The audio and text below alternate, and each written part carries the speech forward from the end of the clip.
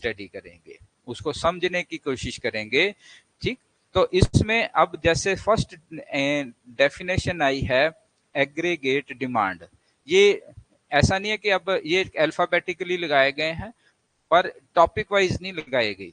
ये जो जितनी भी डिमांड्स, जितनी भी टर्म्स हैं, टॉपिक वाइज नहीं है। आप इनको आराम से समझते चले जाओ, फिर उसके बाद हम स्टडी करेंगे तो उसमें हम देखेंगे कि किस तरह से हम कर सकते हैं।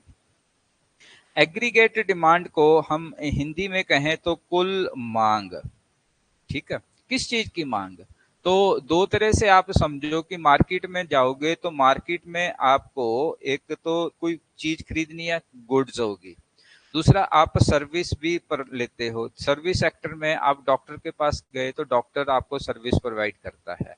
यहाँ पे स्कूल में गए तो स्कूल वाले आपको कोई चीज ऐसे नहीं पकड़ा देते, गुड नहीं पकड़ाते, वो आपको सर्विस प्रोवाइड करते हैं।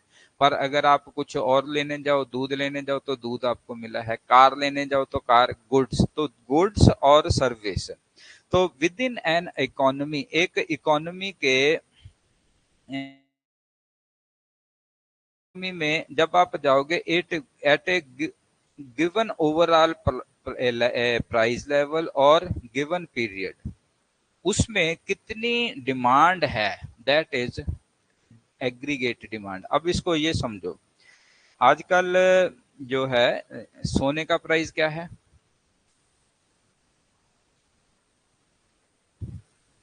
65 से ऊपर चला गया ना, 68 69 कुछ चल रहा है।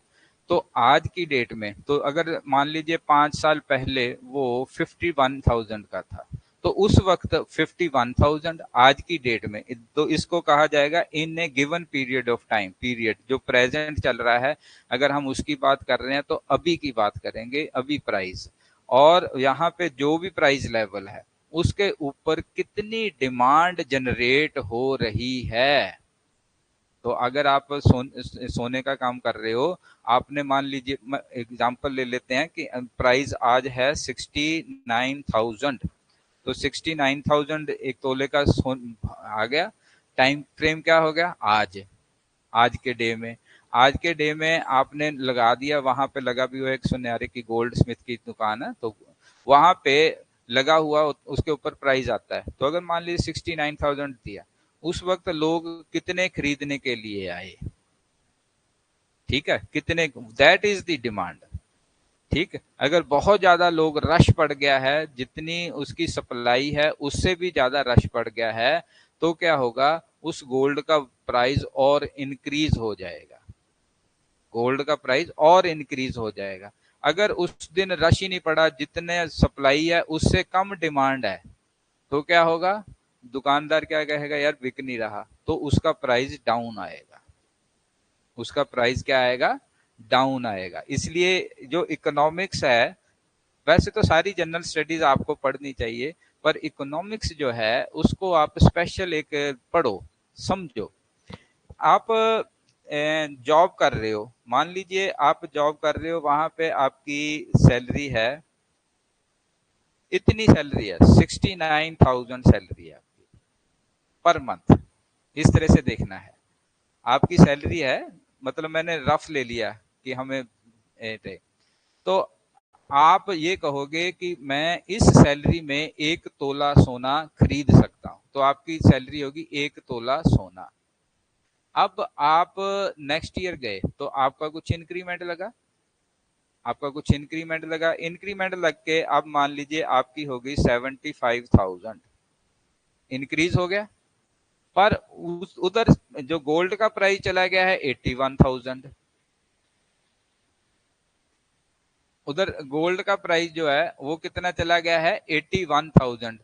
तो आपकी इंक्रीमेंट हुई है या डिक्रीमेंट हुई है? हाँ जी, आपकी सैलरी इंक्रीज हुई 69,000 से 75,000 इंक्रीमेंट लग के। पर जो सोने का प्राइस है, गोल्ड का प्राइस है, वो कितना इंक्रीज हो गया है? 69,000 से 81,000। तो आपकी इंक्रीमेंट हुई या डिक्रीमेंट हुई? आपकी डिक्रीमेंट हुई। देखने में ये लगा कि ये प्राइस तो भाई 75,000 ले रहा है, इंक्रीज हो गई है, पर आप हमेशा अपने आप को गोल्ड से कंपैरिजन करो कि पिछले साल मेरी सैलरी में 1 तोला सोना आ जाता था, अब 1 तोले से कम आएगा, तो इसका मतलब मैं इम्प्रूव नहीं कर रहा। ठीक है, सैलरी वाइज आपको रुपीज में रुपीज रुपीज घपला है, सोना असल है। ठीक है, इकोनॉमिक्स में रुपया घपला है, वो तो अप डाउन होता है, वो रुपये गोल्ड से होता है, तो आप गोल्ड से देखा करो। इसीलिए गवर्नमेंट, इंडियन गवर्नमेंट जो सॉरी, जब पीछे डाउनफॉल आया ना, मनमोहन सिंह की गवर्नमेंट थी, तो इंडिया तब सरवाइव कर गया। उसका रीजन क्या था कि हमारे यहाँ पे एक सदियों से प्रथा चली आ रही है कि लोग गहने वगैरह खरीद के रखते हैं, लेडीज घर घर में सोना जो है स्टोर कर लेते हैं, गहने बने हुए हैं। तो गहने जो आपके घर में है वो एक प्रॉपर्टी है। ठीक है, तो वो आप जब डाउनफॉल, रुपये में डाउनफॉल आया, पर सोना अगर आपके पास है तो उसमें डाउनफॉल नहीं होता है, सोने में। ठीक है, सोने की प्राइस अप डाउन होती है, पर सोने का ओवरऑल रेट वही रहता है। ठीक, तो सोना उससे इंडिया बच गया, अब वो पर स्टोर्ड है, तो अब गवर्नमेंट ऑफ इंडिया कहती है कि भाई इनसे सोना निकलवाओ, इनको अब नई नई टर्म जो है वो ये है कि इसको सर्कुलेशन में रखो। गवर्नमेंट चाहती है कि इनको सर्कुलेशन में रखो। सर्कुलेशन में रखने का मतलब आप इन्वेस्ट कर रहे हो, इन्वेस्टमेंट जब आप करोगे तो आप जहां पे ग्रो कर सकते हो वहां पे डर ये भी होता है कि आप डाउनफॉल में भी चले जाओ। ठीक है, इसलिए जो अब उसने एक गवर्नमेंट ऑफ इंडिया ने लिमिट बांध दी है कि एक आदमी के पास मैक्सिमम कितना सोना घर पे होना चाहिए।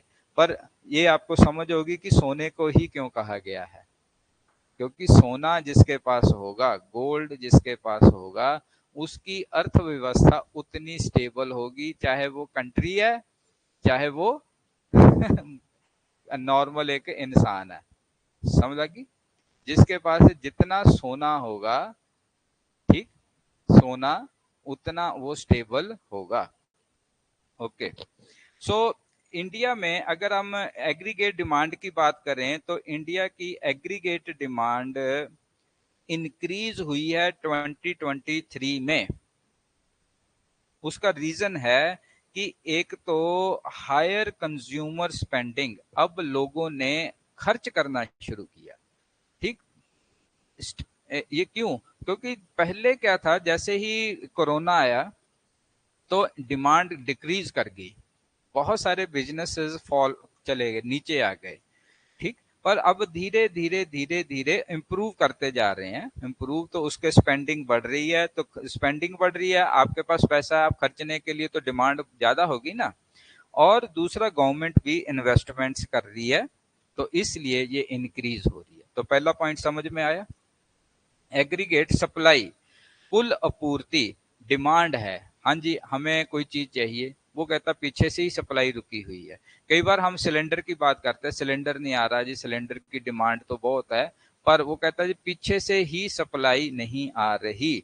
तो अब इसको आप ऐसे कहोगे कि गुड या सर्विस की सप्लाई की बात हो रही है ना, तो किसी प्रोड्यूसर से किसी पर्टिकुलर मार्केट में जितनी गुड्स और सर्विस अवेलेबल हैं, दैट इज दी सप्लाई।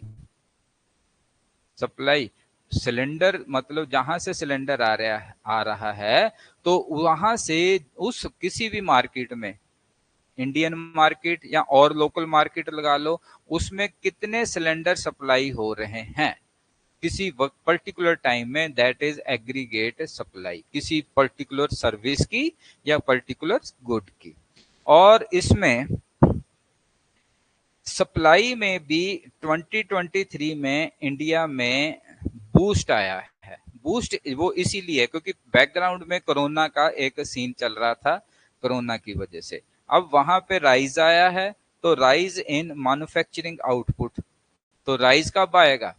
जब आप अच्छा मैन्युफैक्चर कर रहे होगे, तो फैक्ट्रीज चल रही होंगी, सर्विस सेक्टर आपका प्रॉपर होगा, सर्विस प्रोवाइड कर रहे होगे, तब वो राइज आता है, दैट इज एग्रीगेट सप्लाई।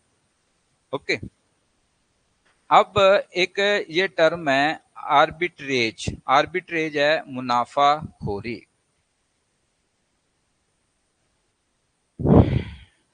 मुनाफाखोरी क्या है? मुनाफाखोरी मतलब लाभ लेना। आपने कोई चीज परचेज की 100 रुपीज की, और उसको आपने बेच दिया 120 पे, तो आपको 20 रुपीज का मुनाफा होगा। दैट इज मुनाफाखोरी, आर्बिट्रेज। और जितने भी जो का, ए, काम है, वो सारे मुनाफे के लिए, मतलब लाभ के लिए ही किए जाते हैं। कोई ऐसा कहता है कि हानि के लिए किए जाते हैं? ठीक है।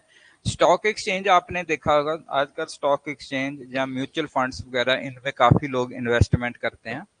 तो आप कभी भी कहीं पे भी जहां पे इन्वेस्टमेंट करनी है, अच्छी बात है, ऐसा नहीं है कि नहीं करनी चाहिए, बट आपको पहले कम से कम 1 महीना ना उस सिस्टम को समझना चाहिए। बिना समझे आप किसी भी सिस्टम में इन्वेस्टमेंट ना करो। आप 15 दिन लगाओ, 20 दिन, 1 महीना लगाओ, ज्यादा लगाओ, ऐसा नहीं। उसको पहले उस सिस्टम के बारे में पढ़ो, समझो, उनके जानकार लोग हैं उनसे बातें करो, फिर आप उस सिस्टम में आओ। पहली पॉइंट ये। दूसरा, जब आप इनमें जाते हो तो वहां पे एक चीज ध्यान रखना, एक अपर लिमिट है, एक होती है लोअर लिमिट। लोअर लिमिट मतलब आपकी कोई प्राइस है, उसको आप सेंटर में लगा लो। आप अपनी हमेशा एक अपर लिमिट और एक लोअर लिमिट, एक अपने प्रॉफिट और एक अपने लॉस का लाइन लगा के रखो। ठीक है, कि अगर इससे नीचे लॉस हो रहा है तो हम अपना नहीं करेंगे, अगर इससे ऊपर प्रॉफिट हो रहा है, ठीक है, तो वो हमारी लिमिट है कि वहां तक हम जाएंगे। अपर लिमिट, लोअर लिमिट जिनको पता है। तो आपने एक शेयर मार्केट से खरीदा, ठीक है, शेयर मार्केट से खरीदा, अगर आपको लग रहा है ऊपर जा रहा, आप इन्वेस्ट कर दो, ठीक है। अगर आप नीचे जा रहा, होल्ड कर दो। लोअर लिमिट के नीचे गया तो आप सेल कर दो, ठीक है, 10 रुपए नुकसान हो गया पर बेच दिया। ठीक है। पर ये तो मैंने एक रफ आइडिया दिया। बट आप जब भी किसी किसी भी इन्वेस्टमेंट में जाओ, आपका कई बार आता है ना, इंश्योरेंस करवाने के लिए आपका कोई रिश्तेदार, आपका कोई वो आता, आके आपको कहता है ये इंश्योरेंस है, बड़ी अच्छी स्कीम बताता है, बहुत अच्छे से आपको समझाता है, और आप उसमें इन्वेस्ट कर देते हो, अपनी जेब, आपकी जेब से उस पैसे लग जाते हैं। ठीक है। तो ऐसा तो नहीं है कि उसने समझाया तो आपने लगाया है, कोई गलत काम किया है। बट जब भी आप किसी चीज को इस तरह से जाते हो ना, मनी इन्वेस्टमेंट करते हो, आप उसमें अच्छी स्टडी कर, उस पर्टिकुलर एरिया में अच्छी स्टडी करो कि एक्चुअल में है तो ये है क्या चीज जिसमें हम पैसा लगा रहे हैं। जनरली क्या होता है कि उस वक्त तो हम उसकी भावना में आके, उसने उत्तेजित कर देता है वो, ठीक है, कि आपकी बाद आपकी फैमिली का क्या होगा, तो बंदा अपने आप को डेड बॉडी समझने शुरू कर देता है। डेड बॉडी समझ के उसको लगता है कि अब बच्चे खत्म, तो उनके लिए फिर कुछ ना कुछ वो इंतजाम करता है। नहीं, आप आराम से उसको समझो। मेडिकल, अब मेडिकल जो है इंश्योरेंस है, अब मेडिकल इंश्योरेंस के बेनिफिट होते हैं और होते हैं, ठीक है। आप पैसा कमाओ, इंश्योरेंस करो, आप इन्वेस्टमेंट करो, ये सारी अच्छी बातें हैं, मॉडर्न एरा की अच्छी बातें हैं। पुराने आपके अगर देखोगे, आपके मम्मी पापा जो है ना, वो कहते हैं कि लोन नहीं लेना चाहिए। पुरानी ये है, उनकी लाइफ अच्छी गुजरी, टेंशन फ्री होती है, अगर आप लोन नहीं लेते टेंशन फ्री होती है। पर उनके पास जिंदगी की जो आज की सहूलतें हैं वो भी कम होती हैं, ठीक है। पर अब अगर आप बिल्कुल लोन ही लेना शुरू कर दोगे, दूसरा है, एक तो बिल्कुल ही लोन नहीं ले रहे, अगर आप बिल्कुल लोन पे ही डिपेंडेंट हो जाते हो, फिर क्या होता है कि आप वहां पे एक मेंटली आप एक ग्रैब में चले गए, ट्रैप में चले गए, फंस जाते हो और लोन पूरा नहीं होता। यहाँ पे जितने बड़े बड़े सिटीज हैं ना, जैसे मेट्रो सिटीज हैं, मेट्रो सिटीज में अगर उनकी 1.5 1.5 लाख 2 2 लाख रुपए पर मंथ की सैलरी है, उन्होंने खर्चे भी वैसे पाल रखे हैं, और उनकी सेविंग वहीं पे नीचे डंप होती चली जाती है। तो लोन लेना जो है, लेते हैं वो भी लोन लेते हैं। आप लोन लेने के पहले भी आप उसको अच्छे से स्टडी करो, ठीक है। बुरा सिस्टम नहीं है, आजकल लोग ऐसे ही चल रहे हैं, ठीक है। वो यहाँ तक आज का सिस्टम ये है कि वो ये हमारे को क्रेडिट कार्ड मिलता है ना, क्रेडिट कार्ड से भी कमाते हैं।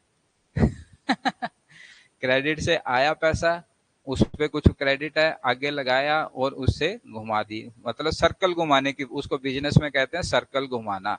तो आपको हेल्प मिलती है। आप मॉडर्न वे में जो चल रहा है ना, उसके अकॉर्डिंग चलोगे तब आपको कुछ मिलेगा।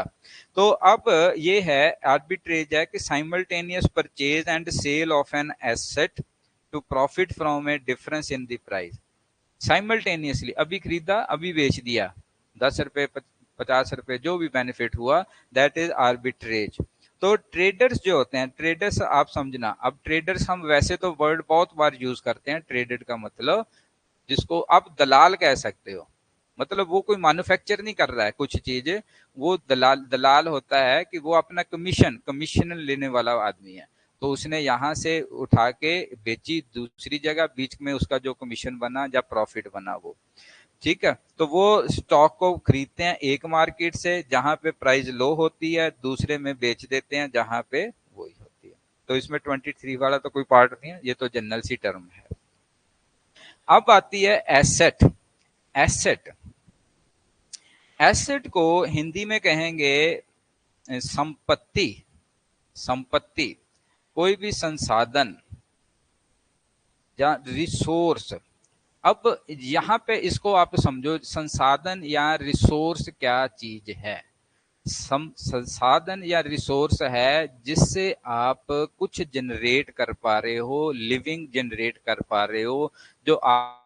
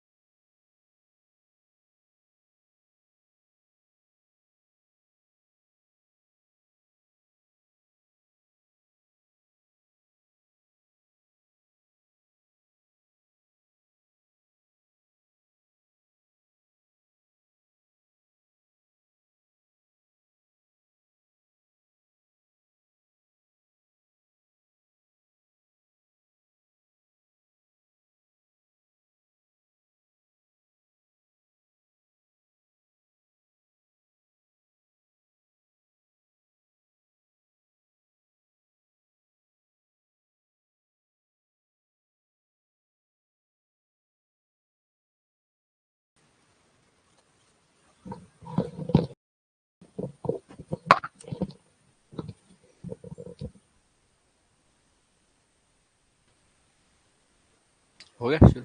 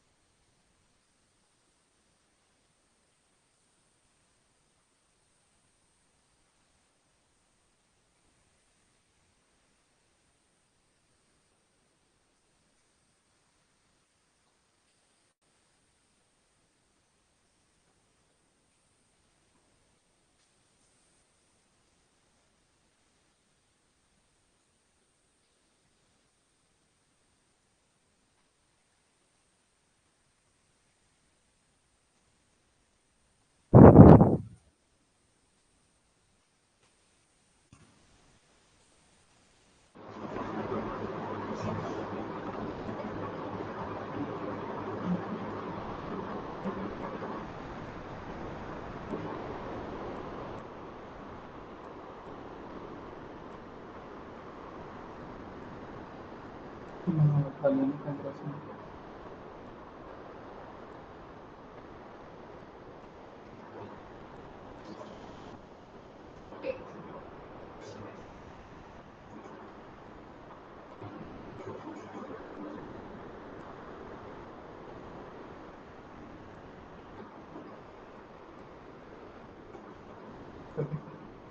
हाँ जी। तो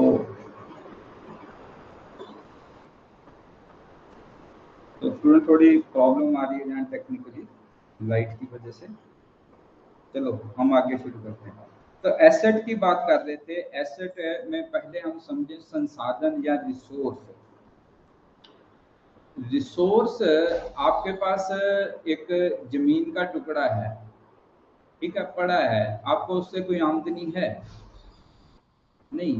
अगर वो पड़ा है आप कुछ नहीं कर रहे, पर आपको उसका उससे कोई आमदन का सोर्स बना लिया। जैसे एक मकान है आपके पास, तो आपका अपना था, तो उसमें इतना है कि अगर हम रह रहे थे तो चलो एक रिसोर्स ये है कि हमें वहां पे जो किराया नहीं देना पड़ रहा है, तो वो किराया बचा, वो हमारी आमदनी है।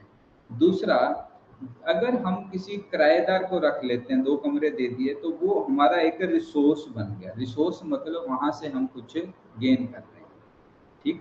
पर आपके पास ऐसी प्रॉपर्टी है, ऐसी कोई चीज है घर पे पड़ी है जिससे कोई लेना देना नहीं, जिससे कुछ नहीं हो रहा, उसको नहीं।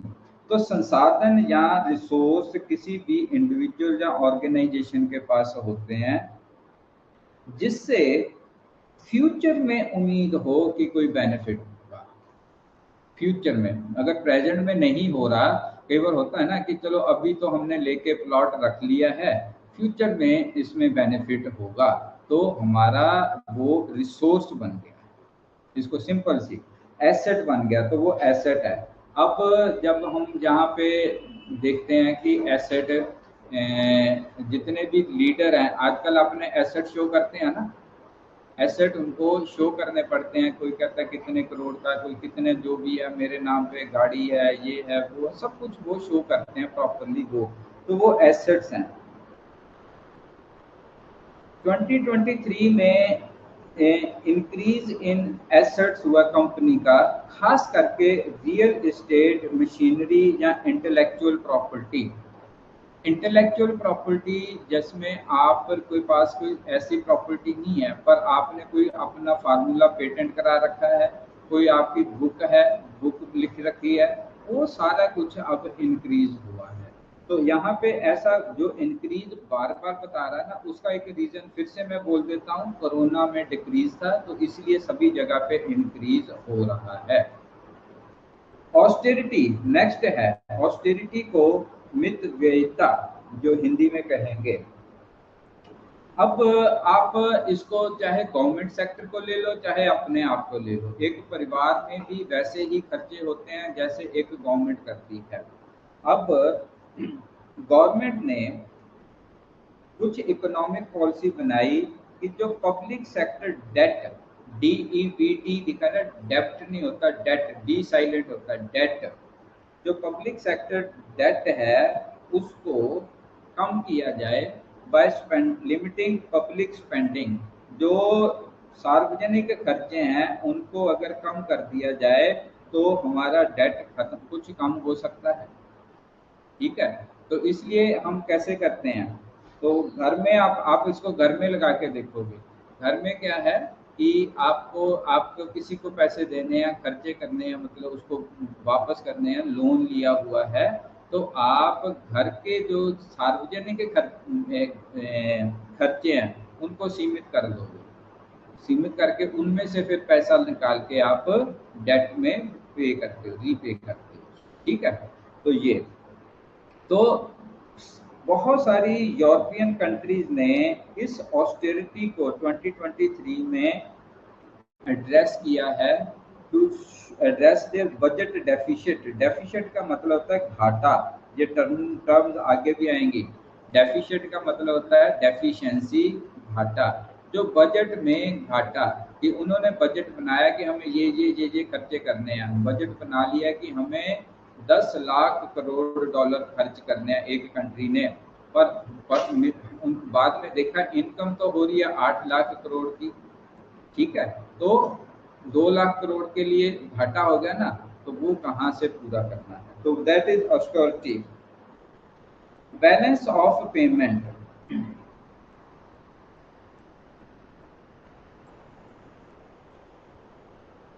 किसी टाइम पे बैलेंस ऑफ पेमेंट, जैसे अभी 31 मार्च निकल के गई है, तो उसमें सारा हिसाब किताब किया जाता है। 31 में अगर भारत ने कितना, बाहर से कितना पैसा आना है, जो हमने एक्सपोर्ट किया उसके लिए हमें पैसा देना है, जो हमने इंपोर्ट किया उसके लिए पैसा आना है। तो कुछ पैसा आना है, कुछ मनी आएगी, और दैट इज इनकम। कुछ जो आपने देना है दैट इज एक्सपेंडिचर। नेट जो है, अगर इनकम ज़्यादा है और एक्सपेंडिचर कम है तो आपको प्रॉफिट है। अगर एक्सपेंडिचर ज़्यादा है, इनकम कम है, आपको लॉस है। तो that is balance of payment, कि आपके इनकम और एक्सपेंडिचर किसी मोमेंट पे अगर देखा जाए, उस वक्त कितना आपको देना है, कितना आना वहाँ आया है, वहाँ से आपका बैलेंस ऑफ पेमेंट बन जाता है। तो वो किसी इंडिविजुअल का भी हो सकता है, तो किसी अर्थव्यवस्था का भी हो सकता है। तो a statement that summarises an economic transaction with the rest of world for a specific time period। तो रेस्ट ऑफ वर्ल्ड मतलब बाहर की दुनिया से जो आपका लेन देन है, वो आपको पैसे आने हैं तो वेरी गुड। अगर आपको आने कम है, देने ज़्यादा है, तो आपको डेफिसिट कहीं से पूरा करके दोगे ना। ओके, 2023 में इंडिया का जो बैलेंस पेमेंट था उसने सरप्लस शो किया। सरप्लस मतलब कि हमें ज़्यादा आमदनी होगी, खर्चे हमारे कम है, एक्सपोर्ट हमारा ज़्यादा हुआ। हमारा एक्सपोर्ट ज़्यादा होने से बैलेंस पेमेंट ने करंट अकाउंट में एक सरप्लस शो किया। ठीक है, समझ लगी? अब टेक्निकल टर्म्स जो इकोनॉमिकली आप समझते हो वो समझ आने लगती है ना, वो इस तरह से। इसी तरह से एक ये तो किसी पर्टिकुलर टाइम पीरियड में बैलेंस ऑफ पेमेंट। एक होती है बैलेंस शीट। बैलेंस शीट किसी कंपनी की बनती है, आप अपनी भी बना सकते हो। कंपनी में एक फाइनेंशियल स्टेटमेंट बनती है जिसको हिंदी में वित्तीय विवरण कहा जाता है। उसमें लिखा जाता है कंपनी के एसेट्स कौन से हैं। तो अब आपको एसेट समझ आ गया ना। कंपनी का एसेट्स, एसेट्स होता है, हमने जब अभी पढ़ा, एसेट का मतलब है कि जिसमें हमें भविष्य में, फ्यूचर अभी नहीं है तो भविष्य में कुछ आमदनी की आशा हो, तो वो उसमें जो पैसा लगाया वो हमारी इन्वेस्टमेंट होगी, एसेट जनरेट किया।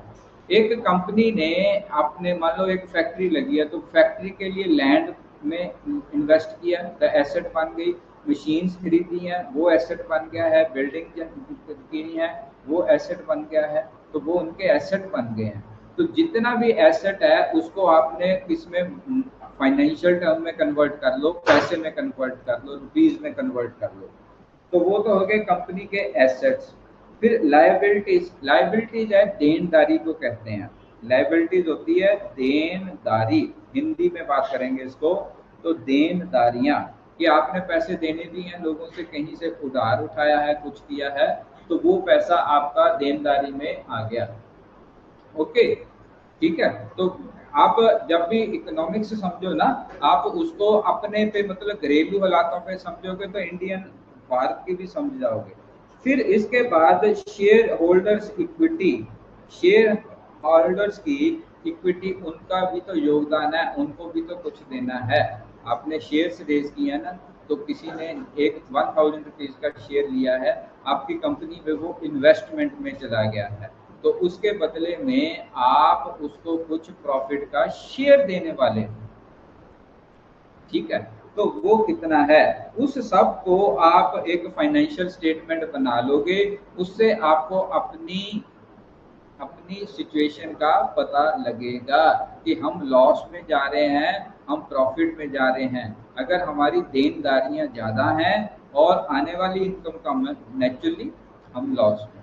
ठीक है, तो 2023 में एक ये जितना भी डाटा 23 के है, तो ये हम जनरल सा ले रहे हैं कि companies ensured their balance sheet reflected strong financial health to attract more investors। इसने एक नई बात बताई है। होता क्या है, अगर आप ये कह दो कि यार मेरे को बड़ा नुकसान हो रहा है मेरे को बड़ा नुकसान हो रहा है, मेरे को थोड़े पैसे चाहिए, ठीक है, धंधा जो है कम में जा रहा है, आपको कोई पैसा नहीं देगा, देता है वो कहेगा ये भी डुबोएगा यार, ये डुबो देगा, ठीक है। तो वो क्या है, जितनी बड़ी कंपनीज हैं ये कभी भी अपने आप को डेफिशिएंट नहीं शो करती। अगर डेफिशिएंट शो कर दें या लॉस में शो कर दें तो क्या होगा, इनको नेक्स्ट पैसा मिलना बंद हो जाएगा, इन्वेस्टर्स अपनी इन्वेस्टमेंट रोक लेंगे, शेयर के प्राइस डाउन होंगे कि यार ये तो गई कंपनी गई, तो वो जाती जाती और डाउन हो जाती है। तो वो क्या करते हैं, वो ये शो करते हैं कि हमारी जो फाइनेंशियल हेल्थ है वो स्ट्रांग है, ठीक, वो स्ट्रांग है।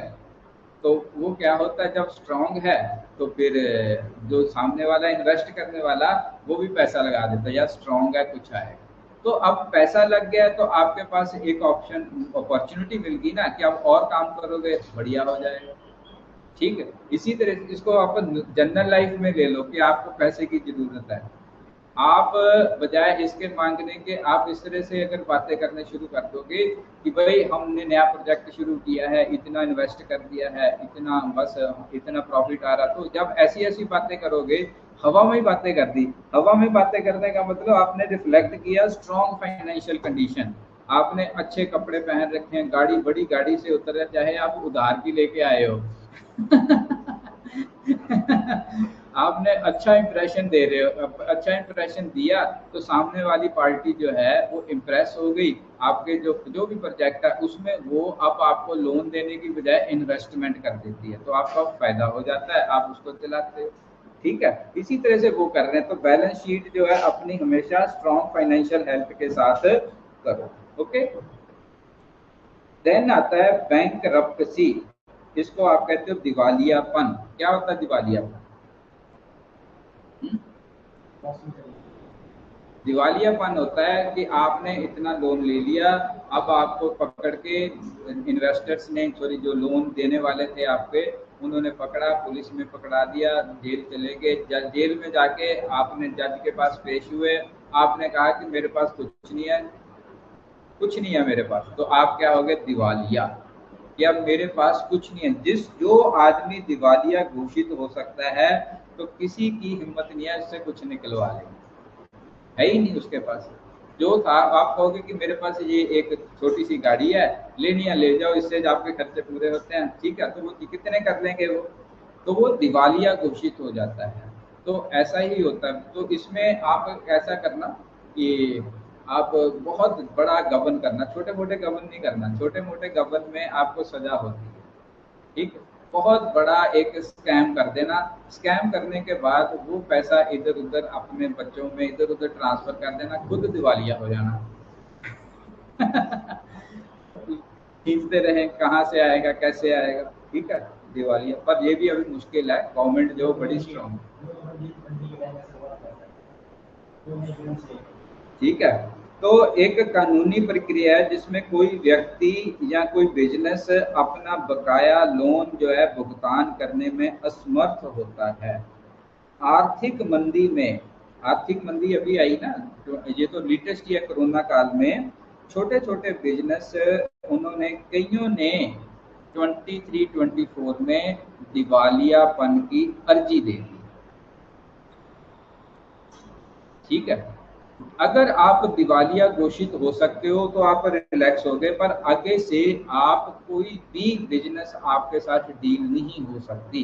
अगर कोर्ट में दिवालिया या बैंकरप्सी आप घोषित कर देते हो ना, प्रूव कर लेते हो, तो आपसे आगे बिजनेस की कोई डील नहीं कर सकते, ना करेगा वो, ठीक है, आप बिजनेस नहीं कर सकते। दैट मीन्स अब आप आउट हो गए। हाँ, आप आउट हो गए हो, आपका बिजनेस, आपका कोई बेटा, आपकी कोई वाइफ है वो बिजनेस करेगी, आप उसमें एक सपोर्ट कर सकते, पर आपके नाम पे नहीं हो सकता, जो दिवालिया घोषित हुआ, अगर कंपनी दिवालिया घोषित हो गई है तो वो नहीं कर सकती, ठीक।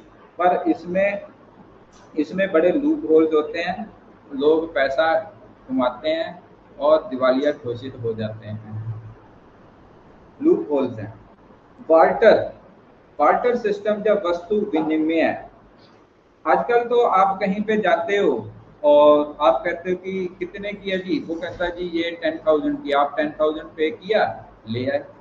पर पुराने टाइम में बार्टर सिस्टम था, तो आप क्या करते थे, भाई तेरे पास क्या है, वो कहता था मेरे पास है सेब और मेरे पास है गेहूं, तो चल हम उसमें एक्सचेंज कर लेते हैं, दैट इज बार्टर सिस्टम।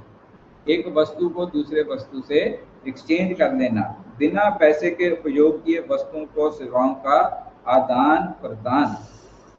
ये आज भी, वैसे तो पैसा चलता है पर आज भी रिमोट एरियाज में बार्टर सिस्टम चलता है, ट्रेडिंग एग्रीकल्चर प्रोडक्ट्स में। तो आपने देखा होगा कि आटा पिसाने गए हो, गांव में आटा पिसाते हो, मान लो 10 किलो या 20 किलो है तो उसमें 1 किलो आप दे आए, पैसे नहीं दिए, बार्टर सिस्टम हो गया। सर्विस के बदले में सर्विस किया तो उसके बदले में कोई और गुड प्रोवाइड कर दिया, दैट इज बार्टर सिस्टम, ठीक है। बार्टर सिस्टम अच्छा है या मनी सिस्टम अच्छा है? मनी सिस्टम अच्छा है। मनी में आप गेहूं, आपको किसी ने गेहूं दी है, मान लो बार्टर सिस्टम में, गेहूं तो असली है ना, 500 का नोट नकली हो सकता है हो सकता है ना, आपको 500 रुपए आए, होता है ना, वो तब तो ले आए, हमें कौन सा पता लगता है, किसी को नहीं पता लगता, वो नकली नोट भी ऐसा असली की तरह फील होता है, असली की तरह लगता है। चलो आ गया 500 का नोट, एक बार जेब में आ गया, यही होता है यार, कहीं ये नकली ना हो जाए, नकली ना हो जाए, ठीक है। बार्टर सिस्टम जो मनी सिस्टम है ना, इस वक्त मनी सिस्टम एक वर्ल्ड का फ्रॉड है और उसमें दुनिया चल रही है, एक सिस्टम बन गया है। बार्टर सिस्टम में ऐसा नहीं है, जिसमें अगर मतलब लगा लो कि अगर पूरा जो है कैपिटल, जो पूरी कैपिटल, अगर मैं इसको सिंपल लूँ 100 रुपीज़ की है पूरी, ठीक है, तो उसकी कीमत है 100 रुपीज़, आप इस तरह से मान के चलो, आप उसको मनी में कन्वर्ट कर दिया तो 100 रुपीज़ के बदले में आप 100 रुपये का नोट एक छाप दोगे, 100 रुपये करेंसी आ गई, ओके। पर उसमें ऐसा होता है कि 100 की नहीं छपती, 100 नकली भी छप जाती है। अब है तो 100 रुपीज़ और मार्केट में कितनी करेंसी घूम रही है, 200 रुपये ठीक है। पर ये एक दूसरा बड़ा सिस्टम है, पर बार्टर सिस्टम में कुछ ड्रॉबैक्स हैं कि वो इतना बड़ा एम्पायर नहीं खड़ा हो सकता, जो इतनी बड़ी इकोनॉमी नहीं चल सकती, मनी ही चलती है। अब इसमें नकली करेंसी पे थोड़ा सा डिजिटलाइजेशन होने से थोड़ी सी रोक आई, जो डिजिटल आने से ना, उसमें अब डिजिटल में आपको पता है बैंक में, बैंक से जाएगा, बैंक में चला जाएगा, कहीं पे आपके हाथ से नकली नोट का तो कोई चक्कर रहता ही नहीं, ओके। अच्छा जी, बियर मार्केट, मंदी का बाजार, ठीक है। मंदी का बाजार क्या है? मंदी का बाजार होता है कि एक मार्केट की कंडीशन है, कंडीशन जिसमें जो बाजार की security, prices of securities are falling. अब इसको समझना ध्यान ध्यान से, किसी बाजार में सिक्योरिटीज होती हैं, गवर्नमेंट सिक्योरिटीज होती हैं, ठीक है, कुछ कीमतें हैं, सिक्योरिटी। आप सिक्योरिटी में जैसे लोन लेने जाते हो तब भी आप कोई सिक्योरिटी देते हो ना, कि मेरी ये जमीन है, इसके बदले में ये सिक्योरिटी बैकग्राउंड पे आती है, बैकग्राउंड पे जो किसी बिजनेस को स्टेबल करती है, ठीक है। गोल्ड है आपके पास, इंडियन गवर्नमेंट के पास गोल्ड है, ठीक, गोल्ड का प्राइस गिरेगा तो सारा कुछ गिर जाएगा, ठीक है। तो जो गवर्नमेंट की सिक्योरिटीज हैं, जब उनके प्राइसेस गिरते हैं और माइंड दुनिया में, मतलब मार्केट में एक निराशावादी, नकारात्मक या पेसिमिज्म वो फैलता है, तो उससे क्या नेगेटिव सेंटीमेंट बनते हैं, तो उससे क्या होता है, उसको कहा जाता है बियर मार्केट, कि इसको तो बियर करना वाली बात है, भी इसमें फायदा कुछ नहीं हो रहा है, नुकसान हो रहे हैं। और उसको मंदी का बाजार कहते हैं। तो ये आपको ज़्यादा दूर नहीं जाना पड़ेगा, 2-3 साल पहले आप जाओगे तो कोई बाजार ऐसा था जो बड़ा प्रॉस्परस था, वो था एक ही था सैनिटाइजर का। एक वो मुंह पे लगा रहे थे, हम क्या थे, मास्क, उसका वो बाजार था। ठीक है, लोग धड़ाधड़ खरीद रहे थे। ठीक है, वो 15-15 30-30 रुपए का मिल रहा था, उसपे कुछ 45 रुपए का भी मिल, लोग खरीद रहे थे। उस वक्त ऑप्शन भी कोई नहीं थी, सैनिटाइजर मिल रहे थे, महंगे मिल रहे थे, उनके प्राइस। फिर उस वक्त जैसे कुछ मेडिसिन, जैसे सप्लीमेंट्स हैं, जैसे बाबा रामदेव की दवाइयाँ आ गई हैं, वो आई, लोगों ने स्टोर कर ली और उन पे बिजनेस हुआ है, उन पे बिजनेस हुआ, बहुत तगड़ा बिजनेस हुआ। तो वो आई तो वहां पे कि ये कोरोना है तो चलो सप्लीमेंट ले रहे हैं या मेडिसिन की तरह ले रहे हैं, और उन पे हुआ, ये प्रोग्रेस में थे, मतलब इन पे कमाया गया।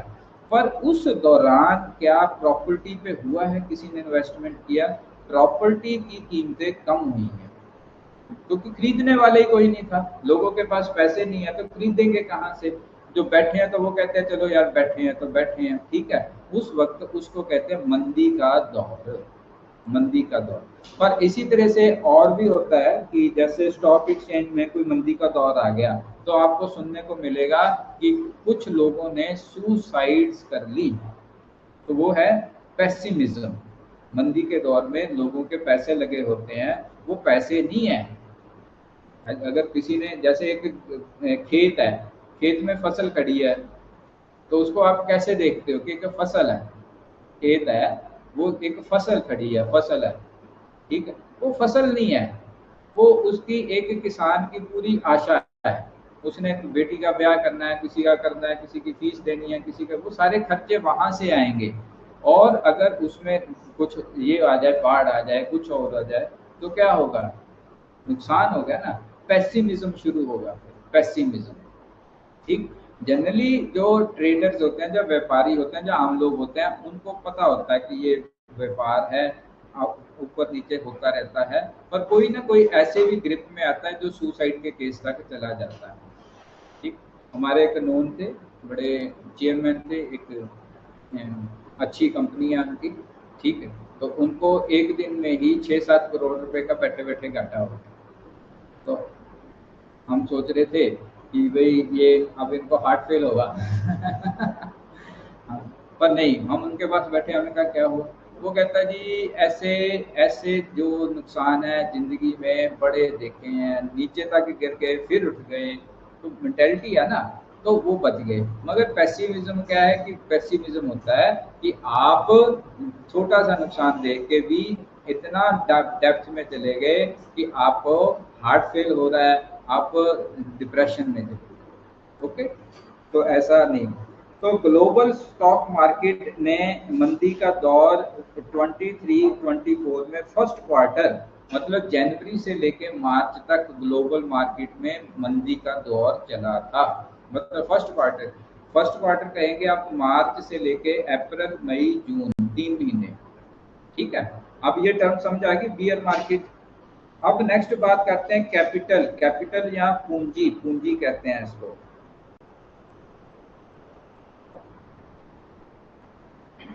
तो जो धन है, संपत्ति या प्रॉपर्टी कह लो, जिसको हम मनी या एसेट के रूप में लेते हैं। अब ये ना इन्वेस्टमेंट या पूंजी, पूंजी की बात, कैपिटल की पूंजी की बात करते हैं, तो उसको आप समझो, ये छोटी छोटी बातें हैं।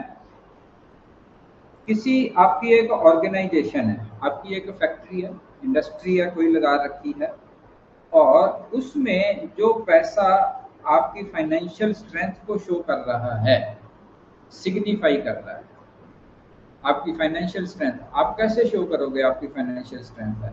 आप दिखाओगे कि ये मेरे को इतनी जमीन पड़ी है, फैक्ट्री में इतनी मशीन्स लगा रखी हैं, ठीक है, इतना मेरा इन्वेस्टमेंट हो रखी है, तो वो सारी की सारी आपकी पूंजी हो गई, जो आपकी शो करने की आपके पास क्या है, ठीक है। वो पैसा भी हो सकता है, मनी भी हो सकती है, वो कोई एसेट भी हो सकता है, ठीक है। तो वो आपकी कैपिटल है, कैपिटल। तो कैपिटल जिसको जो आपकी फाइनेंशियल स्ट्रेंथ का साइन है, कैपिटल कम है आपकी फाइनेंशियल स्ट्रेंथ कम है, कैपिटल ज्यादा है आपकी फाइनेंशियल स्ट्रेंथ ज्यादा है। और ये अज्यूम किया जाता available for development and investment, और डेवलपमेंट के लिए इन्वेस्टमेंट के लिए वो अवेलेबल है। उस पर मतलब उसमें मार्केट में आप कुछ कर सकते हो, उससे कमा सकते हो, उसके कोई प्रोजेक्ट चला सकते हो, अभी नहीं आया आगे आ जाएगा, तो वो सारी की सारी आपकी पूंजी है। तो 2023 में 24 में many startups raised significant capital through venture vending to expand their venture funding क्या होती है? एडवेंचर होता है ना, जैसे एडवेंचर मतलब एक साहसिक कार्य, मतलब इनिशिएटिव लेके कुछ फंडिंग करके बहुत सारे स्टार्टअप्स ने इनको रेज अपने ऑपरेशंस के लिए कैपिटल को रेज किया। ओके, आप एक ऐसा है कि हम जो लोग हैं ना, कई जो इकोनॉमिक्स से नहीं है, कुछ लोग ऐसे हैं जिनको सिर्फ बिजनेस ही पसंद है, गवर्नमेंट जॉब पसंद नहीं है। कुछ लोग ऐसे भी है ना कि वो गवर्नमेंट जॉब छोड़ के बिजनेस में आते हैं, अच्छी खासी गवर्नमेंट जॉब छोड़ के, ठीक। उनके माइंड में ये चीजें होती हैं, इन्वेस्टमेंट कितनी करनी है, कितना उससे रिटर्न होगा, ये उनको उस चीज की नॉलेज होने से वो मार्केट में गेन करते हैं, मार्केट में वो गेन करते हैं। कैपिटल गेन्स जब पूंजीगत लाभ, अगर आप कोई स्टॉक खरीदा आपने बेच दिया, बॉन्ड खरीदा आपने बेच दिया, या रियल एस्टेट खरीदी है, अब उसके ऊपर जो आपने प्रॉफिट मिला है दैट इज कैपिटल गेन। उसके ऊपर कुछ प्रॉफिट मिला ना आपको, दैट इज किसी संपत्ति जैसे स्टॉक, बॉन्ड या अचल संपत्ति रियल एस्टेट की बिक्री से अर्जित लाभ। आपने तो जी खरीद रखी थी 10 लाख की, पर अब आपने बेची है 15 लाख की, तो कैपिटल गेन कितना हो गया? 5 लाख रुपए का आपका हो गया, ठीक है। तो सब्सटेंशियल कैपिटल गेन हुआ है रियल एस्टेट मार्केट में, प्राइस इंक्रीज होने से इन्वेस्टर्स को लाभ हुआ, इन्वेस्टर्स को लाभ हुआ, ठीक है। पर जहां पे आप ये ध्यान रखो, जहां पे प्रॉफिट है वहां पे लॉस के चांसेस भी होते हैं, it is part of game. हमेशा प्रॉफिट नहीं होता, हमेशा लॉस नहीं होता, कितना किस तरह से आप मैनेज कर पा रहे हो दैट इज यूर, आपकी समझा विजडम है, your wisdom. Okay, capital market इसको हम कहेंगे पूंजी बाजार। अब इसको समझेंगे, ये क्या है?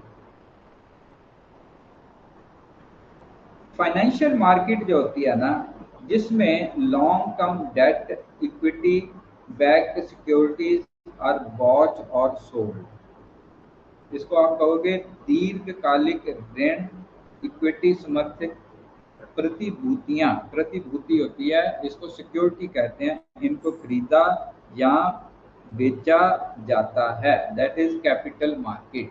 तो इसमें कैपिटल मार्केट में इसमें गुड्स नहीं बेची जा रही, इसमें सर्विसेज नहीं बेची जा रही, इसमें क्या बेचा जा रहा है? कैपिटल। मतलब कैपिटल मतलब डेप्ट है या सिक्योरिटी बेच दी, सिक्योरिटी खरीद ली, इस तरह से, ठीक है। गवर्नमेंट ऑफ इंडिया की सिक्योरिटीज हैं कुछ, जैसे आप सिंपल, अगर आपको नहीं समझ आ रहा तो आपका गोल्ड जो है वो सिक्योरिटी है आपके पास। गोल्ड क्या है? सिक्योरिटी। आपने कोई बॉन्ड खरीद रखा है, ठीक है, इंश्योरेंस करा रखी है, वो सिक्योरिटी है, आप उसको किसी जगह सिक्योरिटी देके आप उस पर लोन ले सकते हो, तो वो जो लेन देन है that is capital market. Cartel इसको कहते हैं सांठगांठ, एन एसोसिएशन ऑफ मैन्युफैक्चरर्स और सप्लायर्स। अब मार्केट को, इसको थोड़ा सा समझो, आप हो मैन्युफैक्चरर किसी भी चीज के, कोई आप कोई प्रोडक्ट बना रहे हो, मैन्युफैक्चर कर रहे हो, कोई सप्लाई करने वाला भी है, आपको मटेरियल सप्लाई करने वाला है, आप किसी के सप्लायर हो, आप किसी को गुड सप्लायर कर रहे हो, आपका भी कोई सप्लायर है, ठीक है, इसी तरह से चल रहा है ना। तो वो आप जब एक एसोसिएशन बना लेते हैं, ग्रुप बना लेते हैं कि भाई हमने आपको माल सप्लाई करना है, आप आगे बना के कुछ आगे कहीं सप्लाई करोगे, हम अगर मिल के चलेंगे तो जो हाई लेवल प्राइस है एक मेंटेन कर लेते हैं, और जिससे कंपटीशन ही खत्म कर दें। समझा कि एसोसिएशन बनी जिसने कंपटीशन खत्म करने के लिए, अब इसको बहुत ही लो लेवल पे समझो, ऑटो पे बैठे हो आप कभी, ऑटो में, तो आपको मान लीजिए यहाँ से 6 फेस तक 30 रुपए लगते हैं, तो हर ऑटो वाला 30 रुपए ही लेता है, तो 20 ले लेता है, बार्गेनिंग खत्म हो गई, ठीक है। कोई रेयर केस होगा उसने चलो ले लिया, या आप 5 हो, 15 10 10 20 दे देना। वो एसोसिएशन बनी, एसोसिएशन ने कहा कि आज के बाद हम सारे 30 रुपए लेंगे, तो कंपटीशन खत्म। ओके, जब सारे मैन्युफैक्चरर सप्लायर बैठ के एक प्राइस, हाई प्राइस फिक्स कर लेते हैं, भाई हमने ऐसा नहीं है कि तेरी दुकान से बर्फी 80 रुपए की मिलेगी और मैं 100 रुपए की, तू कम कर देगा। अगर एक ने कम कर दिया तो बिजनेस खराब हो जाएगा ना, लोग उधर चले जाएंगे। तो इस तरह से इसको कहते हैं साठ गांठ, कि इन्होंने साठ गांठ कर रखी है, कार्टल। समझ आ गया जी, कार्टल। तो 23-24 में क्या 60 गांठ की कोई एग्जांपल है? हाँ जी है।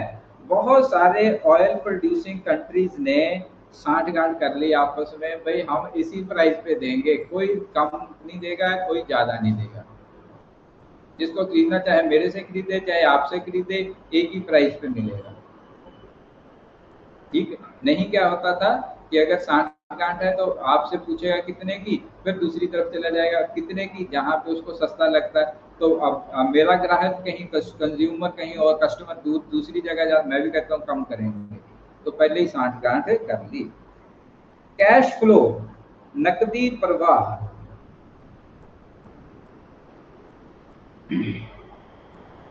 जब आप कोई बिजनेस करते हो तो उसमें कुछ पैसा आपको आता है और कुछ पैसा बाहर जाता है, ठीक है। कुछ आपकी इनकम हो रही है डेली का, आप अगर कुछ, मान लो आप दुकानदार हो, कुछ पैसा आपको आ रहा है, मतलब जो प्रोडक्ट्स आप बेचते जा रहे हो उसका पैसा आपको आता जा रहा है, और आउटफ्लो, जिनको आपने पेमेंट्स करनी है उनको आप देते जा रहे हो, तो that is cash flow.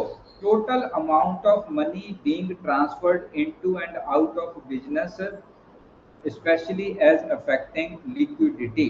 Liquidity आप समझना, आगे आएगा liquidity भी, तरलता। तरलता, liquid जो फ्लो कर रहा हो कैश, that is liquid, ठीक है।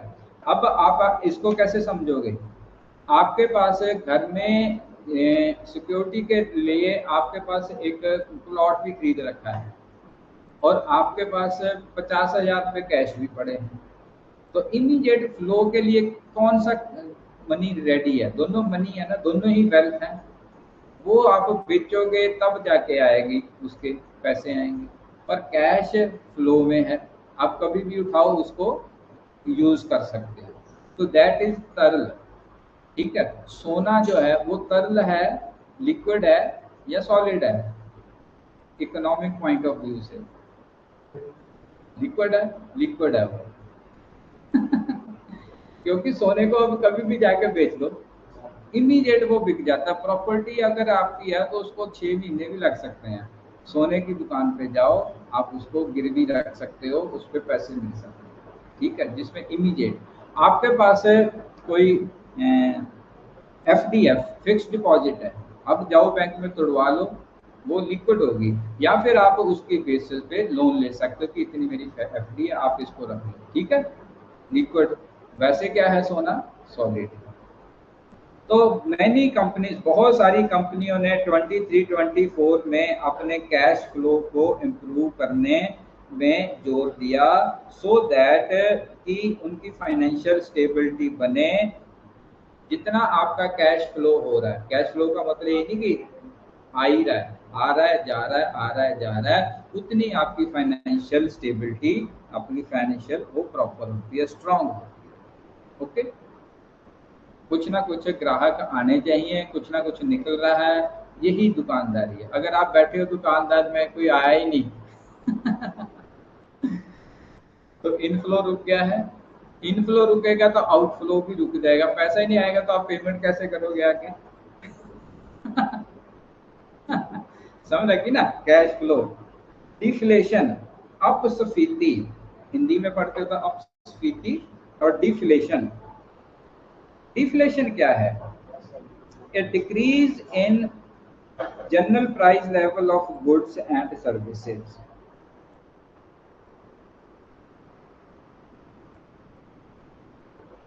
General price level of goods and services, वस्तुओं और सेवाओं के सामान्य मूल्य स्तर में कमी। अब इसको क्या समझो? डिफ्लेशन, एक होता है इन्फ्लेशन। इन्फ्लेशन, इन्फ्लेट करना, जैसे गुब्बारे में हम एयर को इन्फ्लेट करते हैं, वो फैलना शुरू हो जाता है ना, फैलाव। कीमतें हैं इन्फ्लेट होती हैं। कई बार जो है वो डिफ्लेशन होती है, डिक्रीज होती है। आपने आजकल तो प्रॉपर्टी का मेरे को पता नहीं, पीछे यहाँ चंडीगढ़ के आसपास क्या हुआ कि लोगों ने प्रॉपर्टीज खरीदी इसलिए खरीदी जाती हैं कि इनके प्राइस बढ़ेंगे, पर इतनी प्रॉपर्टी खरीद ली जो खरीदने वाले वो कम हो गए। अब खरीदने वाले कम है, आप बेच रहे हो, आपने लगाई है अपनी प्रॉपर्टी, सेल पे लगाई है, कोई आ ही नहीं रहा। आपने कहा इसकी प्रॉपर्टी की कीमत है 50 लाख, कोई नहीं आ रहा, ले नहीं रहा, पूछ के जा रहे हैं, तो आप क्या करते हो? डिफ्लेट करते हो। चल यार 45 में मेरे को पैसे की जरूरत है, 45 में दे दे यार, डिफ्लेट कर दो। वो कह रहा वो डिफ्लेट और आपकी हवा निकाले, नहीं नहीं नहीं 40 नहीं 35 देंगे, 35 देंगे। वो होती है डिफ्लेशन। इन्फ्लेशन होता है प्राइस बढ़ना। जब ऐसा है कि आपने लगा रही है 50 लाख की प्रॉपर्टी है, आपको पता लग रहा है कि हर रोज 3-4 फोन आ रहे हैं, आप 50 से 65 कर देते हो ठीक है, 50 तो वो भी दे रहा, वो 52 दे रहा, 55 दे रहा, वो और मांग लो, क्योंकि अब डिमांड है। ठीक है, डिमांड। तो जब कंज्यूमर डिमांड डिक्रीज कर जाती है तो उसको कहते हैं डिफ्लेशन। डिफ्लेशन, ठीक है, कंज्यूमर डिमांड आपकी कम हो गई, अब आप डिफ्लेट हो गए। किसी ऐसे बिजनेस में होता है डिफ्लेट? होता है, ठीक है, होता है।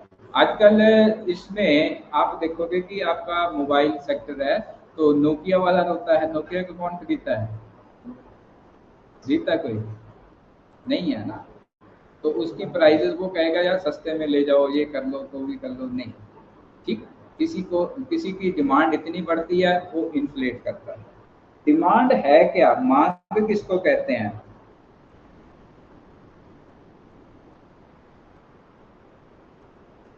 हाँ जी, किसको कहते हैं?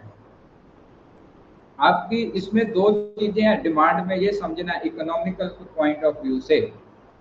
आप सेक्टर 17 गए हो या कहीं भी? आजकल तो मॉल्स खुल गए हैं और बड़े अच्छे हैं, मॉल्स गए हो तो मॉल्स में एक होती है विंडो शॉपिंग, बाहर से देख के देखा जाता है ना, हाँ जी ये मुझे ये चाहिए, पर आपकी जेब में पैसे नहीं है, तो आपकी इच्छा को डिमांड नहीं कहा जा सकता। समझ लगी? आपकी मन में इच्छा भी होनी चाहिए खरीदने की और जेब में पैसा भी होना चाहिए, फिर आपको उसको कहा जाएगा डिमांड। कि इसकी डिमांड बढ़ गई है, इसकी डिमांड कम हो गई है। जब बढ़ गई है, डिमांड का मतलब कि मेरे पास आदमी आया, वो कह रहा था कि 50 लाख की है, 50 लाख पड़े हैं जी, बताओ कब बयाना करना है इसका, क्या कब इसकी रजिस्ट्री करानी है। पैसा भी है, इच्छा भी है। ठीक है। कई बार आदमी के पास पैसा होता पर इच्छा ही नहीं है, तो उसको कहते हैं कि खरीदनी है, वो कहता नहीं यार कोई, तो वहां से उसको डिमांड नहीं काउंट किया जाएगा। ठीक है। दूसरा कहता है कि मेरी यार इच्छा तो है पर यार मेरे पास पैसे नहीं है, अब उस आदमी को भी डिमांड में नहीं लिया जाएगा। डिमांड कौन से हैं? डिमांड है कि कितने लोग बैठे हैं खरीदने की सोच रहे हैं और उनके पास पैसा भी है। ओके। तो आजकल इसने एक एग्जांपल दिया, इलेक्ट्रिक व्हीकल की डिमांड सर्ज हो रही है, उठ रही है। क्यों? फ्यूल प्राइसेस बढ़ गए हैं, फ्यूल प्राइसेस बढ़ गए हैं और आने वाला टाइम शायद यही है कि उसमें इलेक्ट्रिक व्हीकल्स की डिमांड ज़्यादा हो। आजकल भी है एक्टिवा है, उसको चंडीगढ़ मोहाली में कितनी स्पीड पे चलाते हो? 40 50 पे चलाते हो, उससे ज़्यादा जाओगे तो चालान कट जाता है। ठीक है, इतनी है, इतनी स्पीड पे वो चल रहा है भाई साहब, ना कोई लाइसेंस की जरूरत है ना कुछ और जरूरत है, परचेज की, और उसमें कीमत भी आपको कम पड़ती है। तो अगर आपको लोकल रहना है, चंडीगढ़ में रहना है, तो यहाँ पे होगा। हिमाचल का पता नहीं, चढ़ाई पे चढ़ती है।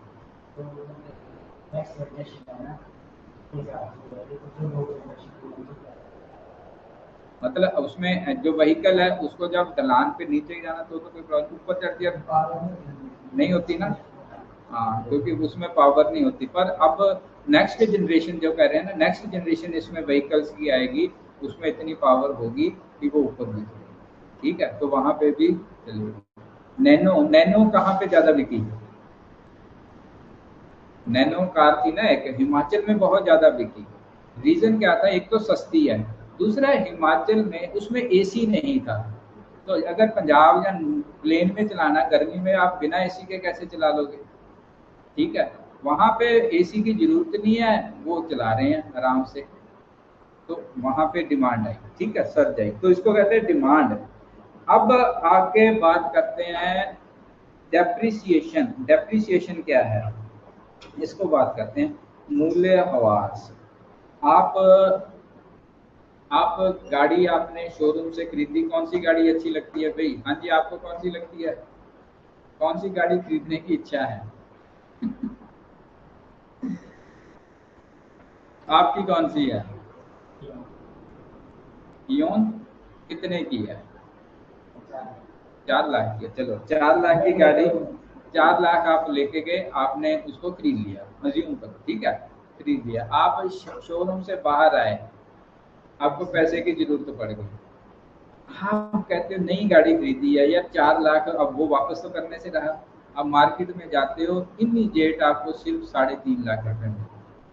50 लाख कहाँ चले गए? That is depreciation. 1 साल बाद बेचोगे और कम प्राइस हो जाएगी, दैट इज वियर और टीयर हो गई उसमें, तो इसको कहते हैं डेप्रिसिएशन। डेप्रिसिएशन कॉस्ट जो इस वक्त आपने इन्वेस्टमेंट की है उसका आने वाले टाइम में डेप्रिसिएशन हो जाएगी। डेप्रिसिएशन कॉस्ट है वो डालते हैं। तो कंपनीज जो हैं वो अपनी मशीनरी पे डेप्रिसिएशन भी काउंट करती हैं। जब स्टेटमेंट, फाइनेंशियल स्टेटमेंट लिखी जाती है तो उसमें डेप्रिसिएशन काउंट भी किया जाता है। ओके। डीरेगुलेशन। डीरेगुलेशन नियम विहीनता। हाँ जी, आपको समझ तो लग रहा है? हाँ जी, यहाँ पे कौन बना हुआ है? अमनप्रीत, करम ढिल्लों, आशीष महाजन, राजन। वेरी गुड, समझ लग रही है? ये बाकी सारे सब्जेक्ट एक तरफ, इकोनॉमिक्स एक तरफ, ठीक है, क्योंकि बाकी आपने सिविल पढ़ लिया, सिविल इंजीनियरिंग करनी है, कमाना तो पैसा ही है, फिर इकोनॉमिक्स ही है। ठीक है, सारे। और बात ये है कि इसी को नहीं पढ़ाया जाता, बाकी सब कुछ पढ़ाया जाता है, एक पैसे की समझ नहीं दी जाती। जिन जिन लोगों को पैसे की समझ बचपन से ही मिलती है, फैमिली से कई बार मिल जाती है, ऐसा नहीं कि बाहर से, फैमिली से मिल जाती है, तो वो लोग बहुत जल्दी जो भी अपना करियर बनाते हैं वहां पे सक्सेसफुल होते हैं, उनको बचपन से ही मिल जाता है। पैसा संभालना, पैसे की समझ, ये बहुत जरूरी चीज है। अच्छा जी, डीरेगुलेशन में बात करते हैं। गवर्नमेंट है, गवर्नमेंट कुछ रूल्स और रेगुलेशन बनाती है, ठीक है, और कई बार उनको रिमूवल या सिंप्लीफिकेशन करते हैं। रिमूवल और simplification of government rules and regulation, market के बारे में बात कर रहे हैं कि मार्केट में जो गवर्नमेंट कंट्रोल करती है कुछ रूल्स और रेगुलेशन बनाती है और फिर कई बार उनको रिमूव भी कर देती है। That constrain the operation of market forces. तो इससे हम कहेंगे कि जो मार्केट फोर्सेस पे एक बंदिश सी लगती है। मार्केट जो है वो अपने आप, जिसको अनलिमिटेड नहीं चल सकती, गवर्नमेंट कंट्रोल करके चलती, ठीक है। सबसे जो बढ़िया काम करने वाले लोग किस कंट्री के हैं? इंडिया। कभी मकान बनवाया है? ठेके पे बनवाया है, दिहाड़ी पे बनवाया है? दिहाड़ी पे बनवा के देखो, वो आएगा 9 बजे, पहले बीड़ी पिएगा वो अपनी, 10 बजे चाय मांगेगा वो अपनी, ठीक है, काम शुरू। सरकारी दफ्तरों में कैसे काम होता है? हमारे यहाँ पे वर्क कल्चर नहीं है, समझो आप, इंडिया में वर्क कल्चर नहीं है। हम कर सकते हैं, हमारी यहाँ मेंटेलिटी क्या है? हमारी जो मेंटेलिटी है ना, सदियों से पता नहीं कैसे आई है। जो भगवान कृष्ण ने गीता में उपदेश तो यही दिया है कि कर्म करो, पर हम उल्टा कर देते हैं। हम कहते हैं अजगर करे न चाकरी, चाकरी नौकरी को कहते हैं, पंछी करे न काम, दास मुलुका कह गए सबके दाता राम।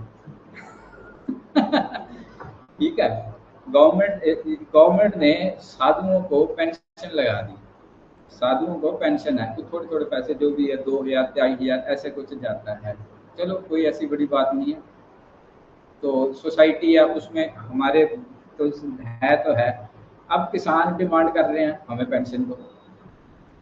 वो कहते हैं भाई वो साधु ने कोई काम नहीं किया, बैठा है, जिसका सोसाइटी पे बर्डन है, वो सोसाइटी को वो कोई हेल्प नहीं कर रहा है, वो बर्डन है, उसको आप पेंशन दे रहे हो, और जो काम कर रहा है उसको आप डाउन कर रहे हो, पेंशन मांग रहे हैं ना।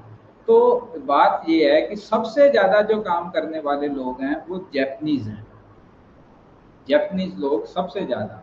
इवन चाइनीज लोग भी हमसे ज्यादा काम करते हैं, यूरोपियन लोग हमसे ज्यादा काम करते हैं।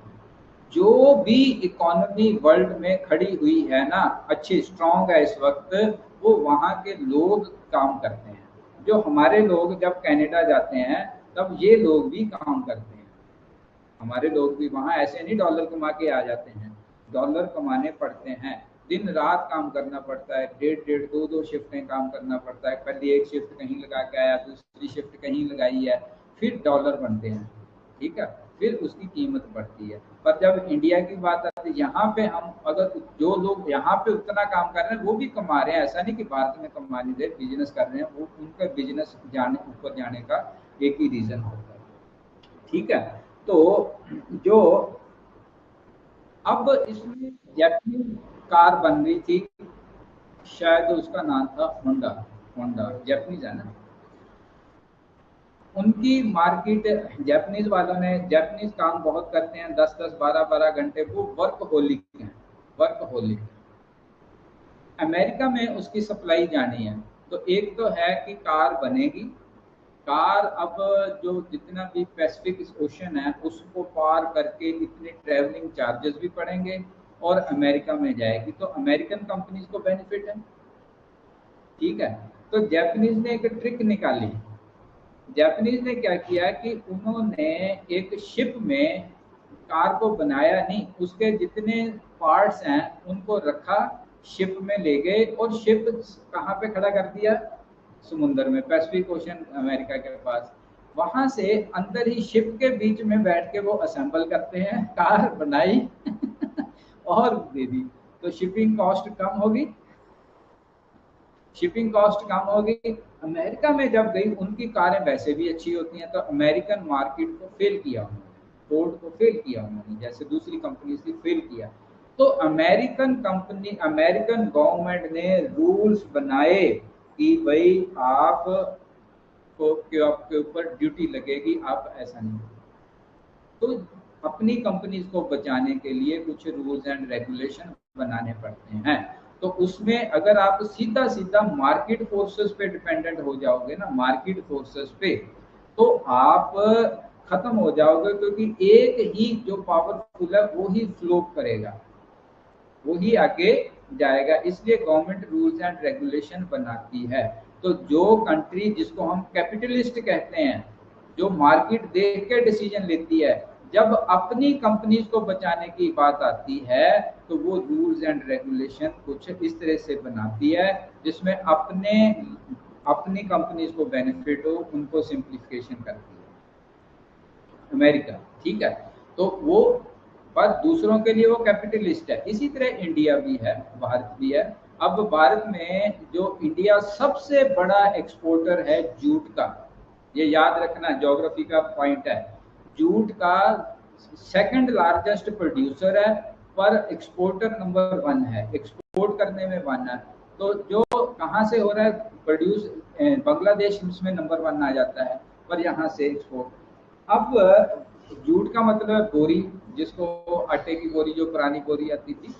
तो अब नई बोरी क्या आने लगी, वो प्लास्टिक, मतलब आर्टिफिशियल वो थी, वो आने लगी।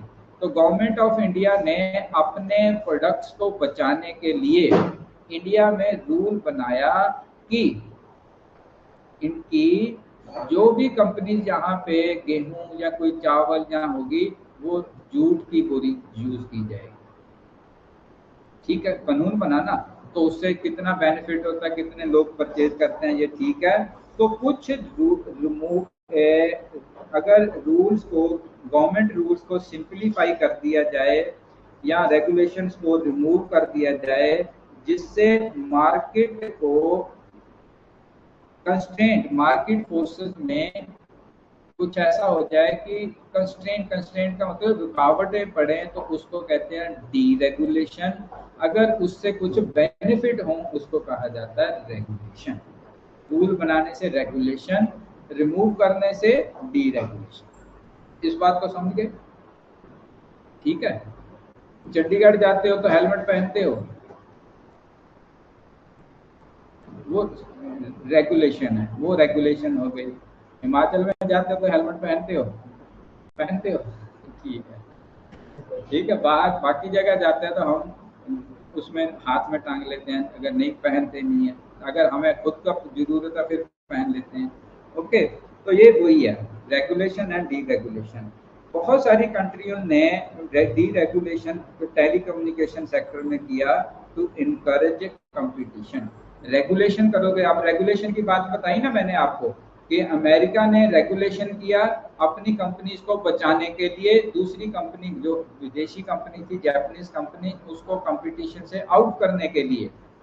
पर जब आप नियम खत्म कर दोगे, डीरेगुलेट कर दोगे, अब कंपटीशन है, जो बेस्ट होगा वो सर्वाइव करेगा, जो बेस्ट होगा, मतलब किसी की फेवर में आप रेगुलेशन नहीं कर रहे, दैट इज डीरेगुलेशन। नियम विहीनता, एक अच्छा बिजनेस वाला वो चाहता है नियम विहीनता हो कि मेरा प्रोडक्ट मैं अपने आप ले जाऊंगा, पर एक दूसरा तिकड़मबाज होता है, वो कहता है कि मेरे फेवर में नियम बने तो मैं आगे लेके जाऊंगा। डाइवर्सिफिकेशन, डाइवर्सिफिकेशन, विविधीकरण। अब ये आपको छोटे छोटे पॉइंट समझ आ रहे हैं ना, यही इकोनॉमिक्स है। अगर आपको ये पॉइंट समझ में आने शुरू हो गए, आपको अल्टीमेटली समझ में आना शुरू हो जाएगा कि ये क्या चीज है। रिस्क मैनेजमेंट स्ट्रेटेजी क्या होती है भाई? जोखिम प्रबंधन रणनीति, स्ट्रेटेजी। जोखिम, एक जोखिम तो ये होता है कि कहीं आग लग गई, वो भी रिस्क है ना, वो भी, मतलब कोई बाढ़ आ गई, कुछ और आ गया है, ठीक है, इस तरह से। पर यहाँ पे रिस्क मैनेजमेंट है, इकोनॉमिक्स पॉइंट से हम देखेंगे कि ये क्या है। उसमें विद इन ए पोर्टफोलियो हम एक वैरायटी ऑफ इन्वेस्टमेंट करते हैं। अब इसको समझाने के लिए मैं आपको ऐसे कहूं कि आजकल ये है कि आप इन्वेस्टमेंट करते हो, मैंने आपसे क्या कहा, जब भी आप कभी भी इन्वेस्टमेंट की सोचो आप कम से कम 1.5-2 महीना उसके पहले उसको लर्न करो, उसको समझो, मार्केट को समझो, ठीक है। उसमें एक स्ट्रेटेजी है, वो आपके पास मान लीजिए 50 लाख रुपए है इन्वेस्टमेंट करने के, आप 50 लाख एक कंपनी में भी कर सकते हो, और आप 5-5 लाख करके 10 कंपनियों में इन्वेस्ट कर सकते हो। जब आप 10 कंपनियों में करोगे, हो सकता है उसमें 2 कंपनियां कभी हो सकता है लॉस में हो, तो 8 कंपनियां फिर भी आपको फेवर करेंगी। दैट मीन्स इसको कहते हैं रिस्क मैनेजमेंट स्ट्रेटेजी, जिसमें मिक्स कर देते हो, mixes a wide variety of investment with in A portfolio.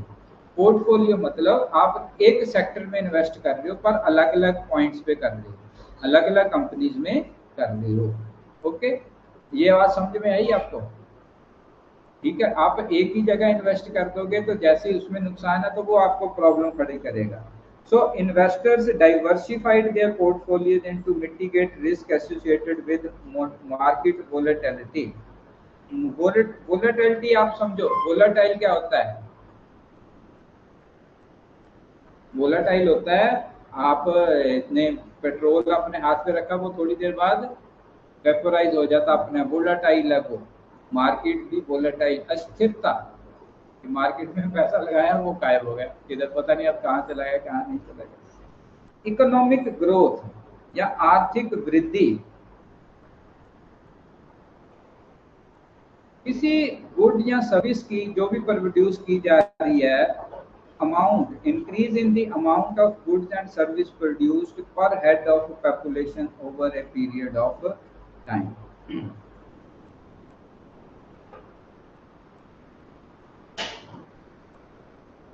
सबसे ज्यादा दो, इस बार चंडीगढ़ का लेक्चर दिया था, चंडीगढ़ पे वो गया था, किसी ने देखा आपने?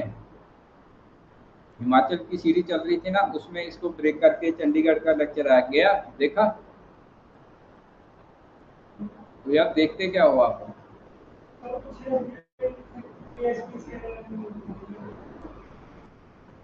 आप देखा करो, ठीक है।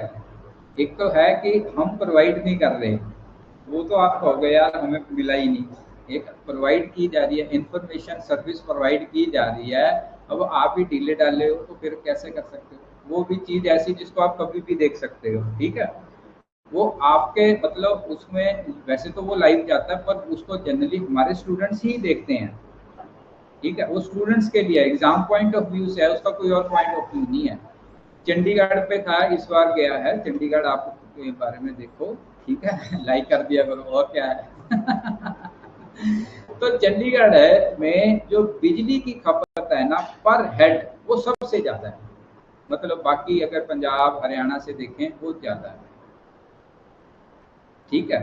एक आदमी पे किसी सर्विस या जो अमाउंट किसी गुड की या सर्विस की जो पर हेड अगर देखा जाए पॉपुलेशन में एक किसी पीरियड के दौरान, that is economic growth. Economic growth आप जैसे हिमाचल है, हिमाचल में या पंजाब लगा लो, पंजाब में अगर एक बिजली इलेक्ट्रिसिटी ले लेते हैं, इलेक्ट्रिसिटी अगर एक पर हेड यूनिट यूज हो रहे थे 200, पर अब बढ़ गए हैं 250 होने शुरू हो गए हैं, तो इसका मतलब इकोनॉमिक ग्रोथ होगी, जिसको इकोनॉमिक ग्रोथ कहते हैं, ठीक। जितना मतलब एक हेड पहले जितना अपने आप पे खर्च कर रहा था अपने गुड्स के ऊपर, सर्विसेज के ऊपर, अब ज्यादा खर्च करने लग गया है, तो क्या हो गया है? इकोनॉमिक ग्रोथ हो गई, ठीक है।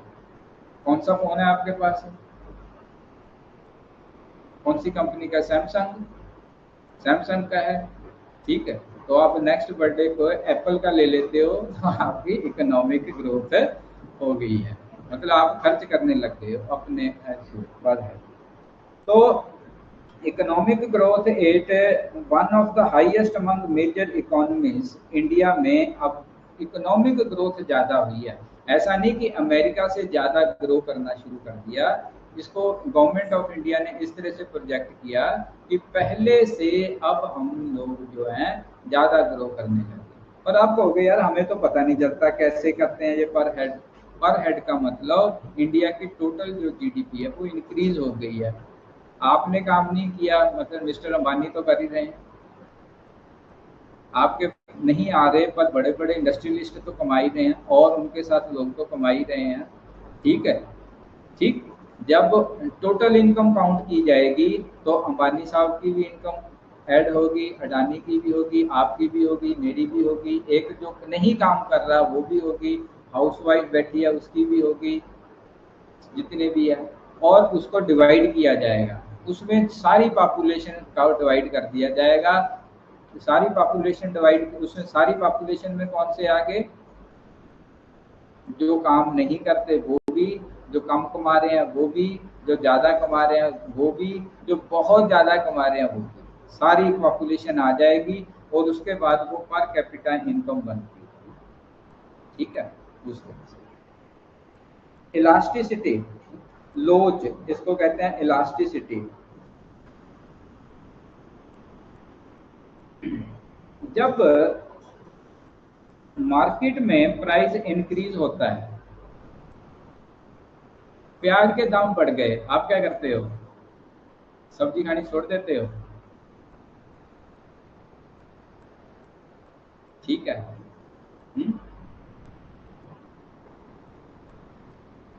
आप भी उसके अकॉर्डिंग ही अपनी डिमांड्स को भी फ्लेक्सिबल रखते हो।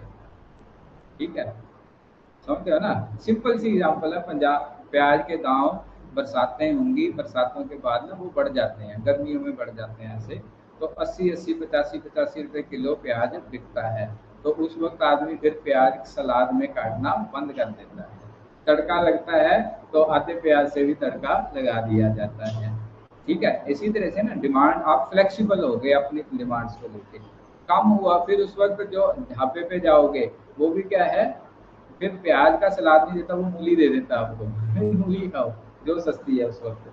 तो ये इलास्टिसिटी है, ये है a measure of how much buyers and sellers responds to changes in market condition.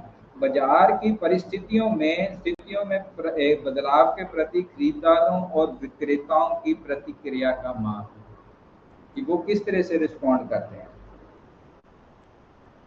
Elasticity of demand of luxury goods, luxury goods कौन सी होती हैं, लग्जरी गुड्स होती हैं जिनके बगैर आपका चल सकता है, मतलब वो नेसेसिटी नहीं है, लग्जरी है, आप ले सकते हो। ठीक है, सो इन्होंने शो किया insignificant rise in with rising disposable income. Disposable आय कौन सी होती है, अब ये टर्म्स आ रही हैं, डिस्पोजेबल आय कौन सी होती है, डिस्पोजेबल इनकम कौन सी होती है, जो डिस्पोज कर सको। ठीक है, आपको जेब खर्चा मिलता है ना कि इतना है, तो वो डिस्पोजेबल है, आप खर्च सकते हो। एक आप सेविंग के लिए रखते हो, वो खर्च नहीं करते हो, वो सेविंग है। डिस्पोजेबल आय जो है, इनकम भारत में बढ़ने से कहता है जो डिमांड फॉर लग्जरी गुड्स की इलास्टिसिटी बढ़ गई है, लोच बढ़ गई है, वो भी बढ़ गई है। लोगों के पास पैसा आ गया तो वो खरीदेंगे, खरीदना ही उनको है। तो आज हम यहाँ पे खत्म करते हैं जी, इसको आप इसी तरह से समझो। आप इसमें सबसे अच्छा वे है कि आप ये टर्म्स एक बार पढ़ गए ना, आप जब न्यूज़पेपर या न्यूज़ सुनते हो तो आप जो इकोनॉमिकल न्यूज़ हैं उनको अंडरस्टैंड करने की कोशिश करो। बस इतनी से ही आपका जनरल अवेयरनेस बढ़ जाता है। रीज़न क्या है, क्योंकि अप टू 8th स्टैंडर्ड आपको इकोनॉमिक्स नहीं पढ़ाई गई, 9th और 10th में आपको बहुत ही बेसिक टच दिया गया। 10th के बाद आपने इकोनॉमिक्स कभी पढ़ी नहीं, अगर आपने सब्जेक्ट नहीं ऑप्ट किया तो आपके लिए सिर्फ 9th और 10th ही बचती है। तो आपको बड़ा बेसिक, पर आपको ये चीज़ें अगर आप टर्म्स समझ लोगे तो आप न्यूज़पेपर इसको आराम से, फाइनेंशियल टर्म्स को आप आराम से समझ